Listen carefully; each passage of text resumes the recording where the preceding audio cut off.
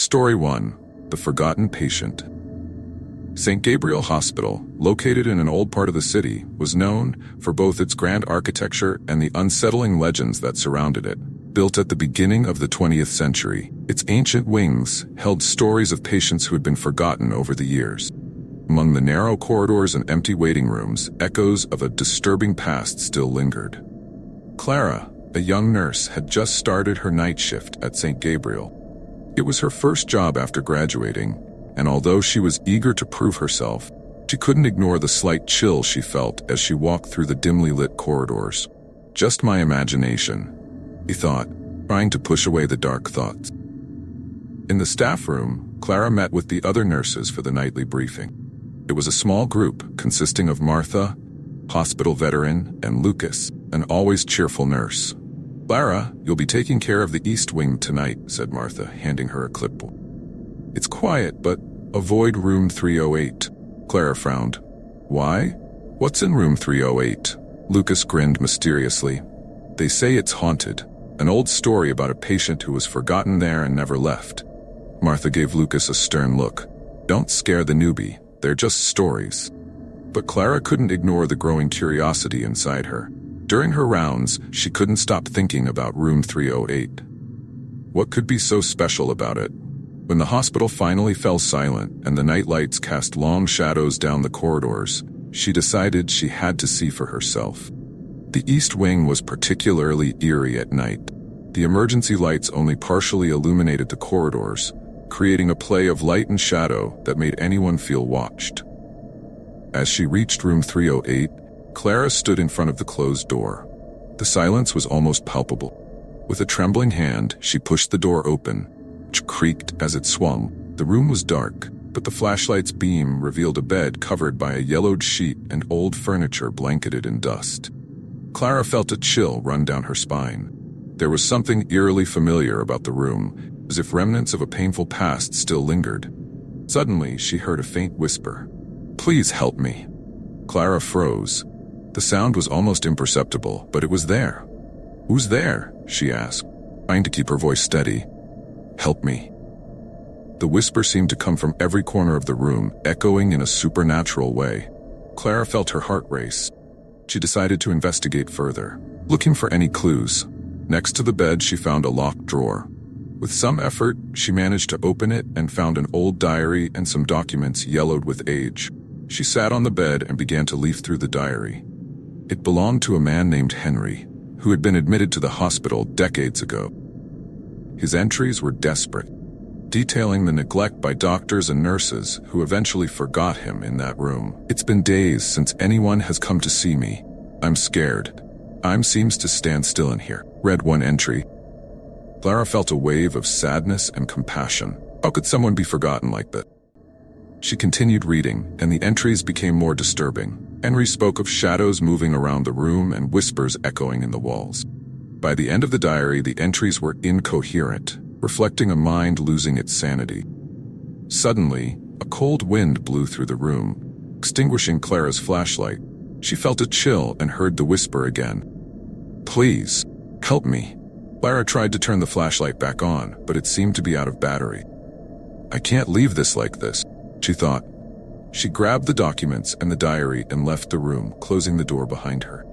In the staff room, Clara showed the documents to Martha and Lucas. "I found this in room 308. It's a diary of a patient named Henry. He was forgotten in there." Martha looked at the documents seriously. "I heard stories about him, but I thought they were just rumors. No one should have been treated like that." "We need to do something," said Lucas. "Maybe if we give Henry a proper burial, he can finally find peace." That night, 3 of them returned to room 308. Martha and Lucas helped Clara find where Henry had been buried at the hospital. Following the clues in the documents, they discovered he had been placed in an unmarked, disrespectful grave. They held a small ceremony, with Martha saying a prayer and Clara and Lucas lighting candles around the grave.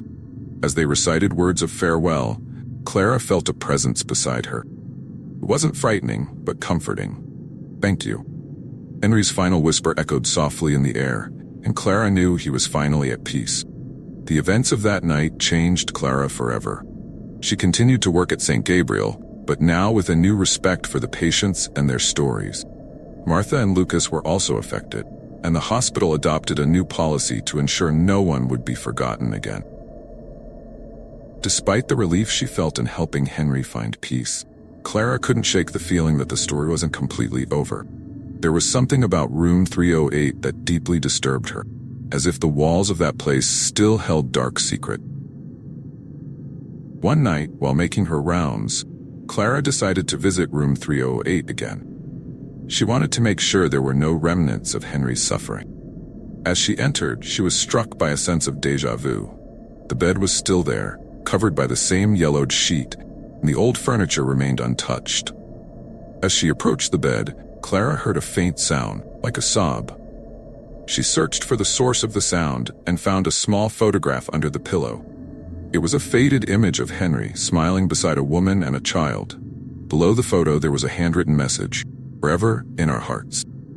Clara felt a wave of emotion upon seeing the photo. She held it against her chest, feeling that she was connecting with Henry in a way she hadn't before. She decided to take the photo to the staff room, where she showed it to Martha and Lucas. "We found Henry's family in the hospital records," said Martha, after examining the photo. "We can contact them and return the photo. Maybe this will help close the story once and for all." The next morning, Clara made some calls and managed to locate Henry's family. His daughter, now an elderly woman, was moved to hear that the photo had been found. "I thought I'd never see this photo again," she said. Her voice choked with emotion. "Henry was my father, and we loved him very much. We never knew what really happened to him." Clara arranged a meeting with Henry's daughter at the hospital. When they met, Clara carefully handed over the photo. The woman held the photo tenderly, tears streaming down her face. "Thank you for taking care of my father," she said, hugging Clara. "Now I can finally feel that he's at peace." After the meeting, Clara felt a weight lifted off her shoulders. Helping Henry's family find some peace brought her a sense of fulfillment and purpose. Over time, room 308 became a symbol of renewal at St. Gabriel Hospital. Clara, Martha, and Lucas worked together to transform the room into a small chapel where patients and staff could find a moment of peace and reflection. The walls were repainted, furniture renewed, and Henry's photograph was framed and hung on the wall, serving as a reminder that no one should be forgotten. The events of that room changed not only Clara's life, but also the hospital's culture. All patients were now treated with the dignity and respect they deserved, and Henry's story became a legend that inspired compassion and care among all staff. One night, as Clara sat alone in the chapel, she felt a gentle breeze and heard a familiar whisper, "Thank you." Clara smiled, knowing that Henry was finally at peace, and that his story had found a worthy end. She sat on one of the chapel's benches and reflected on the journey she had taken since the first night she heard the whispers in room 308. She knew she had found her true calling as a nurse and would always remember the lesson of caring for the most vulnerable. Story 2. The Shadow Doctor. In St. Vincent's Central Hospital, one of the city's oldest and most respected medical institutions, there was a forgotten wing few dared to mention. It was an old wing, closed for decades due to mysterious incidents that were never fully explained. The corridors were dark, with cracked walls and broken windows, a silent reminder of a disturbing past. John, a young resident doctor, started working at the hospital with great ambitions. He was determined and curious, always seeking answers to medical mysteries. But there was one mystery in the hospital he couldn't ignore. Closed wing. During night shifts, he heard rumors from colleagues about the Shadow Doctor, figure supposedly seen in the dark corridors of the abandoned wing. "Have you heard about Dr. Valentine?" asked Paul, a fellow resident, during a break. "They say he was a brilliant doctor, but his practices were questionable." John frowned. "What do you mean by questionable?" "Experiments on patients, experimental treatments without consent. There are many rumors, and after a major scandal, he just disappeared. Some say his spirit still roams the old wing." Intrigued, John decided to investigate. That night, after his shift ended, he grabbed a flashlight and headed to the closed wing. Access was restricted, but he found a way in through an unlocked side door. Inside, he was greeted by an oppressive silence and heavy air that made it hard to breathe. The corridors were in ruins, with graffiti-covered walls and debris scattered on the floor. As he advanced, he felt a strange presence, as if he were being watched. He reached an abandoned operating room, where he found old medical records and rusty equipment. Flipping through the records, John discovered detailed documents of experimental treatments conducted by Dr. Valentine. There were reports of patients who suffered horribly under his care. As he read, he heard a faint sound, like the shuffle of feet in the corridor. "Who's there?" John called, his voice echoing in the empty space. There was no response, only the continuous sound of approaching footsteps. John felt a chill and hurriedly gathered the documents. He decided it was time to leave, but as he turned, he found himself face to face with a shadowy figure, wearing a white coat, eyes glowing in the dark. "You shouldn't be here," said the figure, voice cold and emotionless. John stepped back, heart pounding. I just wanted to understand what happened here." The figure stepped forward. "You can't understand. My work wasn't finished. I need more time, more patience." John realized he was facing Dr. Valentine, or at least what was left of him. He tried to calm himself and speak firmly. "You did terrible things. You need to stop." Valentine's spirit laughed, a hollow and bitter sound. "You think you can stop me? My experiments will continue, even in death." With a swift motion, Valentine disappeared, leaving John alone in the room. Feeling the urgency to get out, John ran through the corridors, hearing footsteps echo behind him. He found the door he had entered through and exited, slamming it shut behind him. In the safety of his room, John knew he needed to do something. The next day, he sought out Paul and showed him the documents he had found. "We need to destroy these records and the equipment he used. It's the only way to stop him." Paul looked at the documents seriously. "You really believe Dr. Valentine's spirit is haunting the old wing?" "I saw it with my own eyes," John replied. "And we need to act before someone else is affected." The two residents spent the following days planning how to enter the closed wing again and destroy everything related to Dr. Valentine.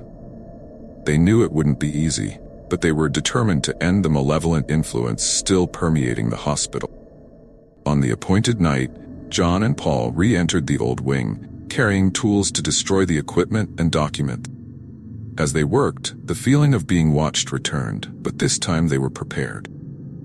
"Let's start with the operating room," said John, leading the way. Upon reaching the room, they began smashing the rusty equipment and burning the documents. Suddenly, the lights flickered and the air turned cold. Valentine's figure appeared again, more furious than before. "You can't do this," he screamed, voice echoing with a supernatural tone. "We need to finish this," murmured John, continuing to destroy the equipment. Valentine advanced, but Paul, holding a cross he had brought, managed to temporarily repel him. "You have no power over us," Paul said firmly. The light from the cross shone brightly, and Valentine retreated, screaming in pain. John and Paul continued destroying everything they found, and Valentine's figure began to slowly dissipate. "This won't end here," Valentine murmured before disappearing completely. With the last of the documents burned and the equipment destroyed, two residents left the old wing, exhausted but relieved. They felt they had finally freed the hospital from Dr. Valentine's malevolent presence. The next day, John reported the incident to the hospital superiors. Although many were skeptical, the old wing was officially sealed and monitored to ensure no one else would enter. The events in the old wing deeply changed John. He continued his work at the hospital with a new respect for the limits of medicine and ethics in patient treatment. The story of the Shadow Doctor became a legend among the staff, a reminder of the dark power that can emerge when moral boundaries are crossed. John and Paul became known for their courage and dedication, and their actions served as a constant reminder of the importance of respecting patients and medical ethics. The old wing remained a symbol of the hospital's dark past, but was now also a reminder of the strength and determination of those who fight against evil. Story 3. The Ghost Nurse. In the heart of the serene village of Greenfield, there was a small rural hospital that had served the community for decades. Known for its welcoming atmosphere and attentive care, St. Lucy's Hospital also carried an unsettling legend. Villagers whispered about the presence of a ghost nurse who appeared at night to care for patients. While many laughed it off, others firmly believed in the story. Marianne, a newly hired nurse, arrived at the hospital unaware of these stories. Coming from the big city, she was eager to start her job and bring some of her experience to the rural hospital. On her first night shift, she was warmly welcomed by the team and briefed on the routines and procedures. "Have you heard about the ghost nurse?" asked Rose, a veteran nurse, with a mysterious smile. Marianne laughed, thinking it was a joke. "Ghost nurse? Seriously?" "It's an old legend," said Rose, shrugging. "They say she appears at night to care for patients. Some even say they've been saved by her." Marianne shook her head, still smiling. "Well, I hope she shows up and helps me during the shift." As the shifts changed and the hospital grew quieter, Marianne began her nightly rounds. Everything seemed normal. Patients sleeping peacefully and the corridor softly lit. However, as she walked down the main corridor, she felt a strange sensation of being watched. She stopped in front of room 15, where an elderly patient, Mrs. Beatrice, was admitted. The room light was off, but Marianne saw movement inside. She entered and, to her surprise, found the bed neatly made and the patient sleeping peacefully, even though she knew the bed had been unmade minutes before. "I must have been mistaken," Marianne thought, though the feeling of unease remained. During her second night on shift, the sensation of being watched returned, more intense. As she checked patients' vital signs, she noticed some measurements had already been taken, though no one had been in there. She shivered at the thought of Rose's words about the ghost nurse. Determined to uncover the truth, Marianne began investigating the ghost nurse story. She talked to older staff and discovered the legend dated back to a fire that had occurred in the hospital many years ago. Nurse Catherine had died trying to save patients trapped in the flames. "She was the best among us," said Mrs. Elsa, the hospital administrator, tears in her eyes. "She died a heroine, and since then some believe her spirit still cares for the patient." That night, Marianne was determined to find Catherine. Armed with a flashlight, she began her rounds, but this time paying more attention to detail. Approaching the patient's room's corridor, she heard light, soft footsteps. She followed the sound to the infirmary and, upon entering, saw a figure dressed in white caring for a patient. The figure had an ethereal glow, almost translucent. "Catherine?" Marianne called, her voice trembling. The figure turned slowly, revealing the gentle and serene face of a nurse. "You shouldn't be here," Catherine said, her voice as soft as a breeze. Marianne stepped forward. "I had to see for myself. Are you taking care of the patients?" Catherine nodded. "They need me. They always will." "But you need to rest," insisted Marianne, tears in her eyes. "You've done enough. Let us continue your work." Catherine smiled sadly. "My duty is to care for them. I can't abandon them." Marianne realized that the only way to help Catherine was by freeing her spirit.